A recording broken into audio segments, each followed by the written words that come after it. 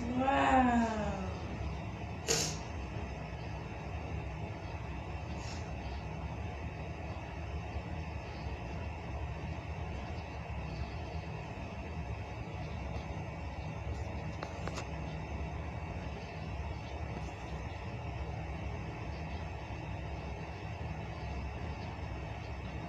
Really?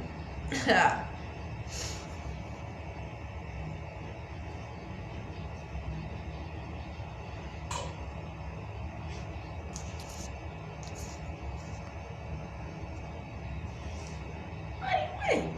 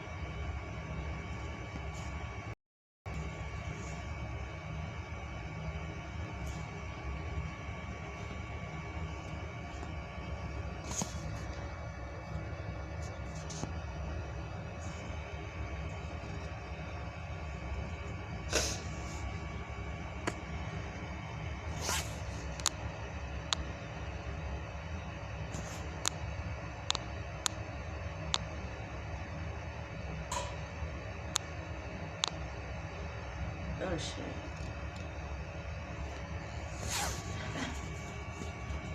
Try to run away from that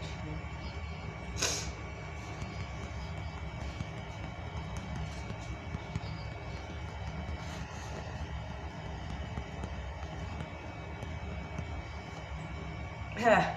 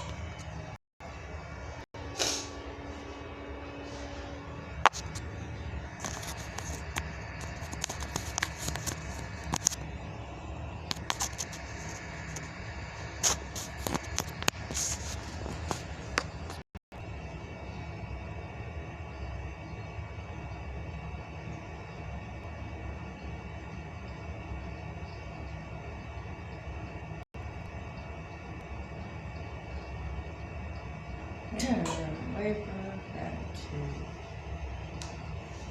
Man.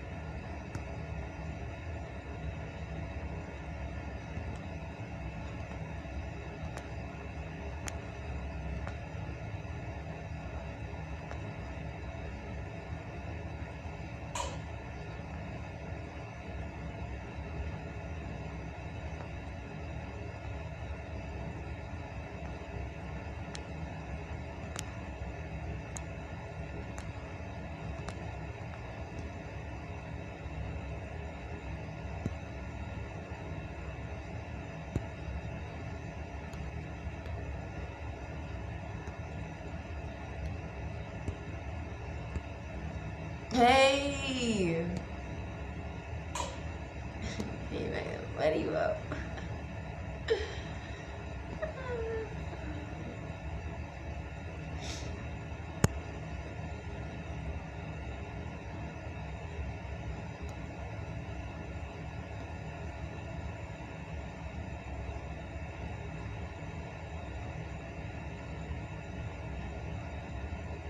Man, what a pretty ass day. That's how pretty that day was.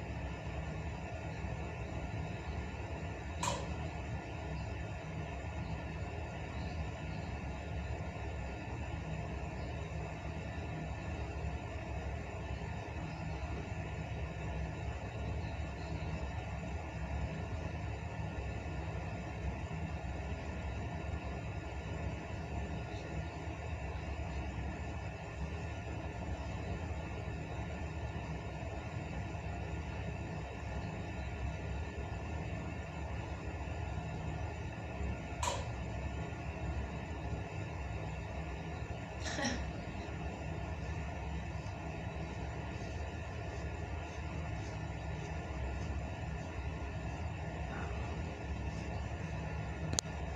I don't know.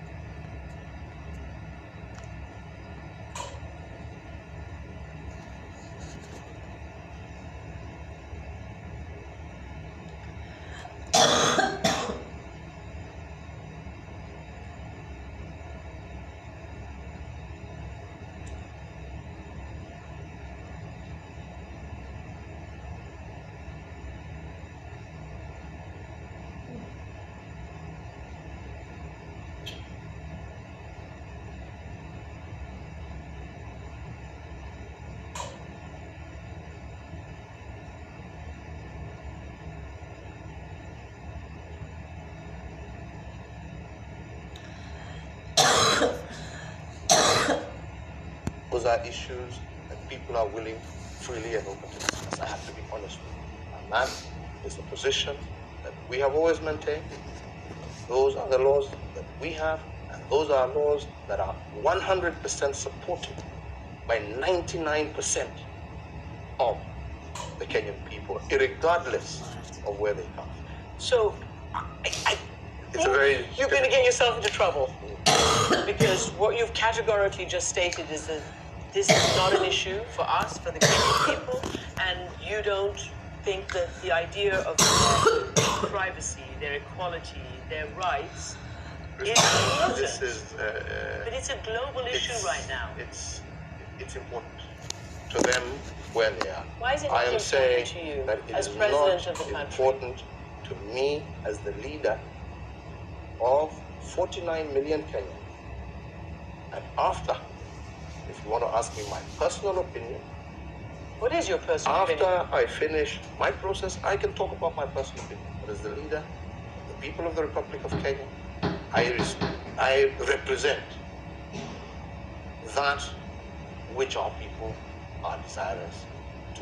And I have no choice, but that is my position. Would you publicly say that people who are LGBT, gay members of the Kenyan population should not be discriminated against, should not be violated, should not be abused? No Kenyan should be abused, should be, mistreated in any particular. Every Kenyan is protected by law, every single Kenyan. But they also must recognize that their freedoms are also must be taken into the entire context of the society that they live in. Because this is not a question of governments accepting or not accepting. This is a question of society, right? Currently, it's a legal process. Yes. And that legal process is based on the society that you live in, and that's why laws are made. So, I think that's all I have to say about that.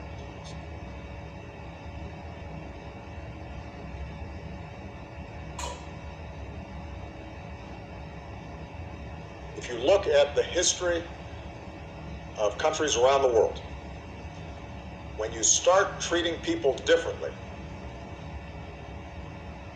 not because of any harm they're doing anybody, but because they're different, that's the path whereby freedoms begin to erode. And bad things happen. And when a government gets in the habit of treating people differently, those habits can spread. If somebody is a law-abiding citizen who is going about their business and working in a job and obeying the traffic signs and doing all the other things that good citizens are supposed to do, and not harming anybody, the idea that they are going to be treated differently or abused because of who they love is wrong. Full stop. Just like President Obama, I think we also need to be able to speak frankly about some of these things. And the fact of the matter is that Kenya, the United States, we share so many values. Our common love for democracy, entrepreneurship, value for families. These are things that we share. But there are some things that we must admit we don't share. Our culture, our societies don't accept. It's very difficult for us to be able to impose on people that which they themselves do not accept. This is why I repeatedly say that for Kenyans today, the issue of gay rights is really a non-issue. We want to focus on other areas that are day-to-day living for our people. The health issues that we have discussed with President Obama, these are critical. Issues of ensuring inclusivity and of women, a huge section of society that is normally left out of the mainstream of economic development. What we can do in terms of infrastructure, what we can do in terms of education, in terms of our roads, in terms of giving our people power, encouraging entrepreneurship. These are the key focuses. Maybe once, like you have, overcome some of these challenges, we can begin to look at new ones. But as of now, the fact remains that this issue is not really an issue that is on the foremost mind of Kenyans, and that is the fact.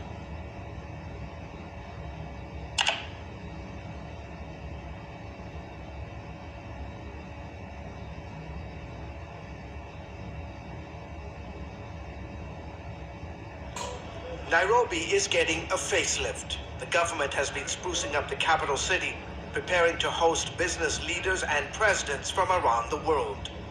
But the buzz on the streets is all about President Obama's visit. I think this is a guy who really appreciates his roots. Obama visited the East African nation as a U.S. senator, but never as president. His father was from Kenya, and he still has relatives here. Because he's our brother, we welcome him.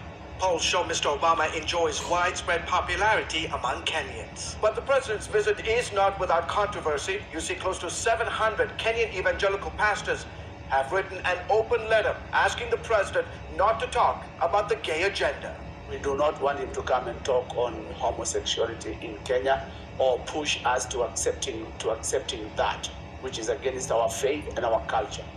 Mark Kariuki is the key architect of that letter. He leads an alliance representing 38,000 churches and 10 million Christians. He welcomes the president's visit, but says leave the gay talk in America. Let him talk about development, let him talk about cooperation, let him talk about the long-time relationship Kenya has had with America, but about our beliefs and culture, keep off.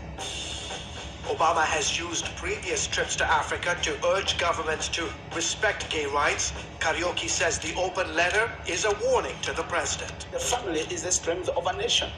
If the family is destroyed, then the nation is destroyed. So we don't want to open doors for a nation to be destroyed. Pro-family activists took to the streets of Nairobi this month, urging the president to avoid the subject when he visits. Since Obama has a Kenyan descent, I think he should be more familiar with our culture. Homosexuality is illegal in Kenya and 37 other African countries. In fact, Kenya's penal code says any individual who has carnal knowledge of any person against the order of nature can face 14 years jail time. Bishop Kariuki says he'll fight to keep homosexuality a crime in Kenya. Because it is an abomination to God. Top Kenyan politicians are also weighing in. The country's deputy president is quoted saying, God did not create man and woman so that men would marry men and women marry women. Another lawmaker warned, we shall tell him to shut up and go home if he talked about gay rights. After last month's U.S. Supreme Court ruling legalizing gay marriage in America, one politician here said allowing such a thing in her country would open, quote, floodgates of evil, synonymous with the biblical Sodom and Gomorrah. Meanwhile, Bishop Kariuki says the president is destroying America with his support for gay marriage. I believe that with all my heart. With that agenda, he's ruining America because America has been known as a Christian nation. It has been known as a nation that has sent missionaries out. Now it is a different nation altogether because it's an agenda against God. George Thomas, CBN News, Nairobi, Kenya.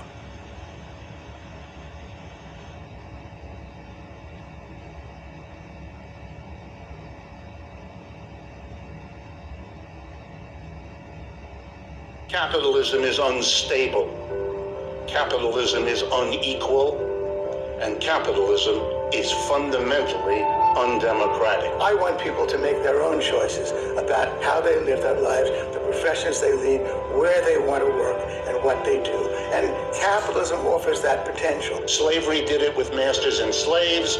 Feudalism did it with lords and serfs. Capitalism does it with employers and employees. Capitalism, private property, is necessary, although not sufficient, to a free and open society.